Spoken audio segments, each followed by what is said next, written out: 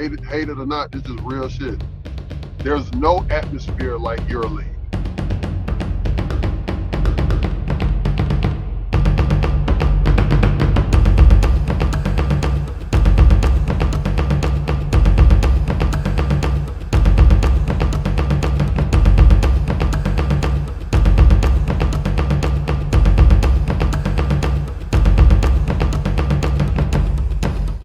And I'm talking about, bro, I done been in finals. I done been in big game sevens. I done been in whatever you want to call it, bro. I've never played in anything other than when you play at the hood for the pro-am.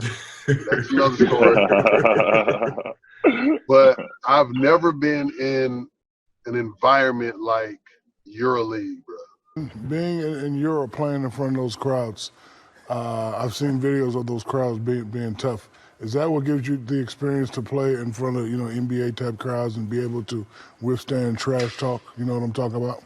Oh yeah, I mean, there's some really tough crowds in Europe. I think especially Greece, Serbia, Turkey. I think those are the three really tough crowds to play in.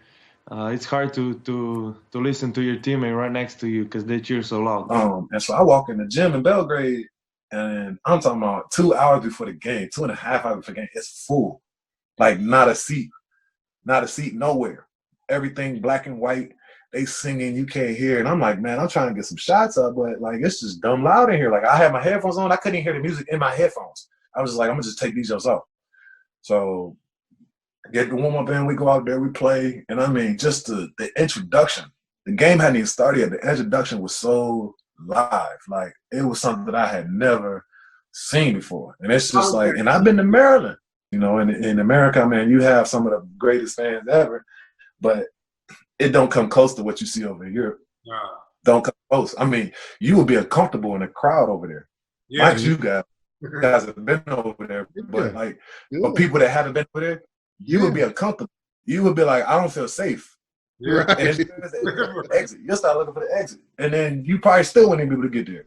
It's like that. Like these games get really intense. I was in a situation where I'm walking into the gym and it's a rivalry game. And one of the fans from the other team spit right on my face, dog. Now, the man that I am says automatic, we got to handle this, period. Right? That's just the man that I am. Yeah. Knowing the situation and me having some kind of awareness of how this works, I went just like this. You gotta be smart. Bro, I went just like this. I wiped it off with my shoulder and kept it pushing. Man, I wiped it off with my shoulder and kept it pushing like it didn't happen. Like it ain't nothing. It was like, yeah. Those kind of situations, you got to be smart. But this comes to being socially aware. Common sense ain't that common. Who really got it in their mind that they going to go up there and then they going to get the person that spit on them. Nah, you don't have to handle everybody in that section. You're going to go up there, you're going to get beat down. if you live, you won. Yeah. Because you might get stuck. Yeah. You gonna get stuck. Yeah. You gonna get stuck. To how it was with Indiana and Detroit when they had the Mouse in the Palace, and they went up in there, and not to highlight anything negative about those guys, but they went up in the stands, they handled their business. I can tell you like this, if they did that in Europe, it went down like that. Whole situation. Because, I mean, you don't just got 10, 15 fans that you're trying to get at. No. You got a whole gym. Yeah. You got to understand it's the whole gym. It's not just one section. Indiana was on the road. Think about on the road. It's not enough police. There's not enough security. It's not enough. If it really breaks down in there, if it really goes down, I done had situations, playing in Panathinaikos, that Olympiakos Panathinaikos rivalry, man. I done had situations where I done had to haul ass off the court. Yeah. Haul ass off the court, get to the locker room. If somebody get in your way, man, run over them. It's not no stop. They're not stopping till you get in the locker room. Like a gym of 17,000 people, you talking about you taking on one of them? Nah, you taking on 17,000. You're going to catch 17,000 boots to the face. You just got to be smart in situations. Your admiration for the Maccabi fans and, the type of atmosphere that, that it is for people that have never been, to a game there. What it's like I mean, it's tough to describe without being there. Like I try to describe it to people, like my friends back home. Like they've been to games, but never a EuroLeague game like that. And it's tough to describe without being part of it, because it's not something. At least me and my friends, playing Division III, we don't have this. Like, can't compare it. It's not just noise. Like they're watching. They're on every call. They're on every sub. They're watching the bench. They're watching during timeouts. They're in the game with you. Before start until after finish, And I think this year when we played there was by far the loudest. That game was crazy. It was crazy, bro. It was like I couldn't even hear. Like that was by far the loudest. Probably one of the loudest arenas I've been in my career, and the loudest by far that I've seen it there. Thing there on purpose because I wanted to let you finish, but man, Greece is the craziest fans in the world. Like I try to tell people about this, and actually my ball in abroad story was a Greece story. It was like we were playing Paok in the 3rd and 4th place game, which is like some people call it like the real championship of Greece, because every year it's either like it's going to be Olympiakos or Panathinaikos. So it's like that 3rd, 4th place is like the 3rd place is like that's the championship for all the other teams. So we were in that, and we were playing Paok in our city, and they didn't let any of the fans in, the opposing fans in those arenas, but we went to Paok, and it was like game 3 or 4 or whatever it was. And man, they threw one of those flares into our huddle, but it was one of those flares that explodes at the end, right? Like the firecracker ones. And it was like an M80, and that thing exploded in our huddle. They like shut down the game. We ran out through the tunnel, and it was just like, it's the wildest thing ever. And it was like the same game. I think like they were spitting on us, throwing those like you see those streamers, and people think, I used to think it was like toilet paper, right? Like, oh, it's just toilet. It's like receipt paper or something, right? Like with that hard spool in the middle. Yeah. And like sometimes what they do is they don't take the tape off it, so it streams. It's like a rock. And I got hit in the nuts in the warm-up line, like it was like, and they were like, whatever you do, don't go down. I was like, yeah, man, it's like it honestly wasn't even fun, because it was like, this is like just dangerous. It was like we played one game there, and they were having a TV strike. So we played, and all of a sudden, a bunch of guys in masks just came and knocked down all the cameras in the arena. And I'm just looking and everybody's just like, nothing happens. Like they literally jumped down, took all the cameras, smashed them on the ground, and left.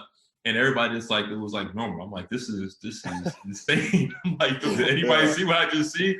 Like experiences like that. I mean, I think anybody that has played in Greece, like I said before, like they have a story. They have a wild story about something that happened. So. Candace, you play overseas where the atmosphere, we've heard stories, but what's the wildest you've seen it over there? Okay, so Turkey.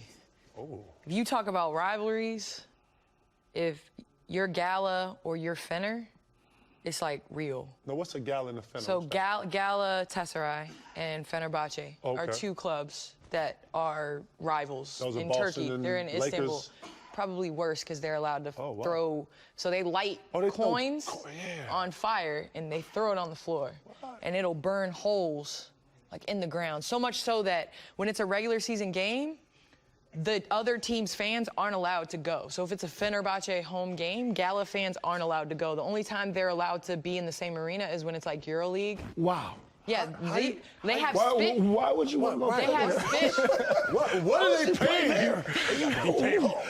You got to be getting some tickets shields, for that. Like spit shields over your bench. Right. That's what those are. They have. I'm telling. It is nothing like. They had a chicken wire. Yeah, I went out and played one time, and you remember David Shinches? Yeah, I know. Big Dave Shinches? Yeah. So we went over to Bormio, Italy, like that. And they had chicken wires where they could throw bottles and stuff, and the beer would come over so they wouldn't hit you. And then we had glass and stuff behind our bench because they used to spit on you. No, it's for real. Yeah, I remember that. Don't go, if you're a Fener, I played for Fenerbahce. Don't go if you're Fener across to Gala McDonald's. Don't go. That's a problem? It's a problem, yes. You just don't go to that side of town. It's real life. So I didn't play in the Gala Fener. Sound like games, low No, key. but I didn't play in the Gala Fener EuroLeague when they were throwing stuff and whatever. But they were throwing fire on the floor. They had to stop the game. It was crazy. They had armed guards. So that's real, crazy. Yeah, no, it's real So the life. stuff that we see at soccer games. Oh no, that's real life. That's real. That's real life. Yeah, that's real. Like rivals are like. Yeah, that's real. Your family is Gala. Yeah, your that's grandfather, real. your great-grandfather is Gala or Fener, whatever. It's real. Sports are so much different overseas. There's so much tradition. It's so all much, that cheering. Yeah. But I think here, in the NBA, it's, the tickets and everything, it's expensive to go to games sometimes. So overseas, it's a family affair. It's cheap. Oh, wow. They go. They chant. They have cheers. They have a cheering section. It's like soccer games. During my first year in Europe, I had a 3-month stint in Croatia. And we was playing a team that we needed to win that game. It was an important game for us. Anyway, we end up losing the game. And I hear my head coach from the bench just yell out, "Fight!" I'm looking around. This nigga, fight? And I just see all my team, all the Croatian players just go start hitting the other team. Boom, boom, boom. I mean, they roughing. Me and my other American teammate, because at that time, we got to have 2 foreigners. Yeah. So, the limit. We looking like, yo, what the fuck is going on in here? What's happening? Like, I mean, it's an all-out brawl between the teams. Us and the other Americans, we was just looking like in shock. Right. What is going on? These niggas really fighting. Right, yeah. And it ain't it's not like America where they can just stop it. They gonna let you brawl for a little bit. Yeah. Let you brawl. Some blood. Yeah, it's life or death out there. I was just like, yo, this shit out here is crazy. Yeah. But it make you appreciate Europe, man. I ain't gonna lie to you, man. Like I really enjoy this. Hey, I don't know what it is, bro. It's like when a bull see red. When I see green, it's like it's just ingrained to me now. So I'll talk about it from your side, bro.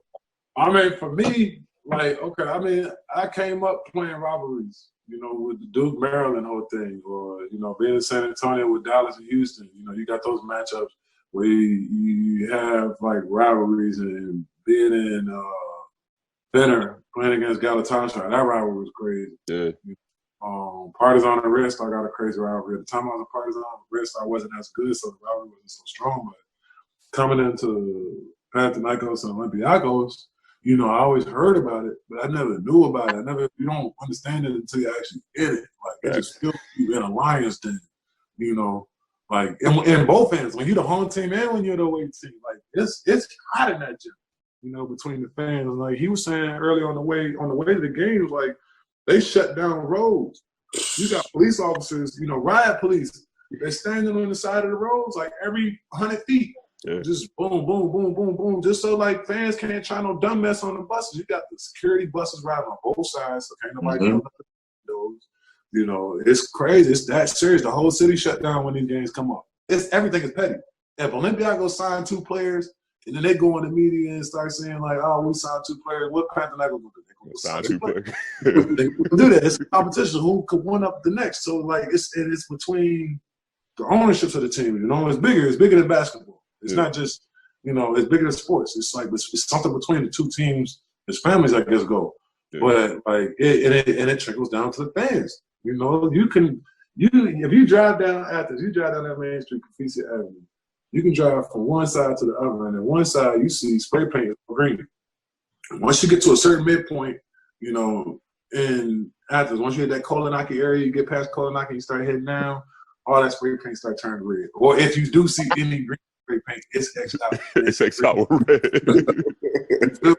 So it's like Crips and Bloods, low key. Like, it's like that. The fans really be beefing. Like, people die over this stuff. Yeah. Like, I remember being in clubs sometimes, and I remember getting rolled up on by some Olympiakos fans. This is one of the dopest moments that I remember.